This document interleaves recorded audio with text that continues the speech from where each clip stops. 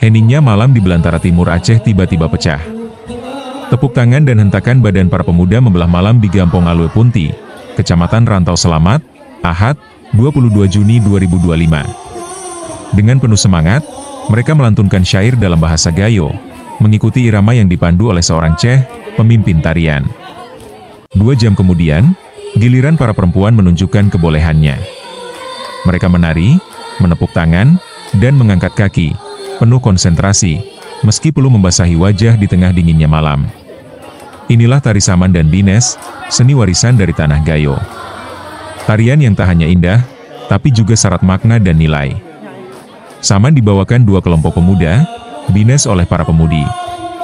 Mereka datang dari desa-desa yang memiliki adat serupa, dalam satu semangat, mempererat silaturahmi lewat budaya.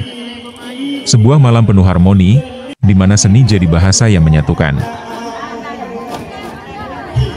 Oke Bang, Bang bisa ceritakan Bang tentang Saman ini, Saman Bines ya, bagi masyarakat Gayo ya, hingga ramai seperti ini, mereka ingin antusias menonton budaya dan kesenian ini, itu bagaimana Bang? Coba ceritakan sedikit. Memang udah ada dari nenek moyang dulu, memang itu ada istiadat kesenian Gayo Dasar Putih.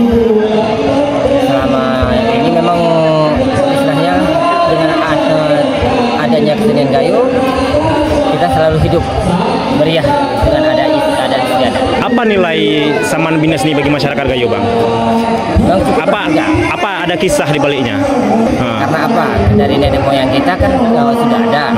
Jadi kan setelah itu kita mengadakan kesenian Gayo itu, istilahnya adalah nama semuanya dari kesenian Gayo ini, namanya itu ada orang Gayo. Ya.